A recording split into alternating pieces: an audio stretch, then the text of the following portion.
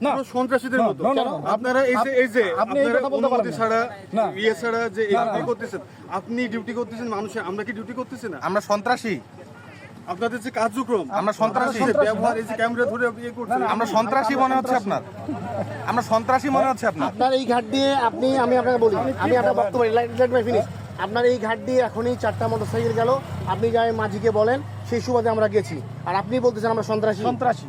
আপনি এটা কোন ভাষা এটা বলতে পারেন আপনি? চলেন ভাই, আমি বলি, আপনি নির্বাহী ম্যাজিস্ট্রেট, আমি শ্রদ্ধার সহিত বলি, আপনি নির্বাহী ম্যাজিস্ট্রেট, আমি শ্রদ্ধার সহিত বলি। আপনি একজন নির্বাহী ম্যাজিস্ট্রেট, এখানে অনেকে আছে। এটা বলেন কাটতে গেছে কিনা?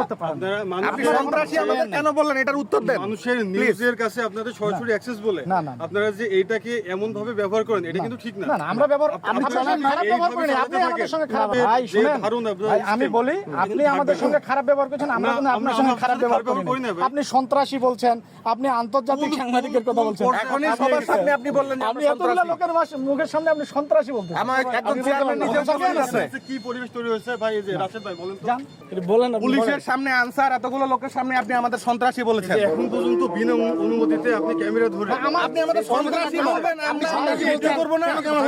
আপনি সন্ত্রাসী বলবেন না? আপনি আমাদের সন্ত্রাসী বলবেন? আইনের প্রতি শ্রদ্ধা দেখাবেন না?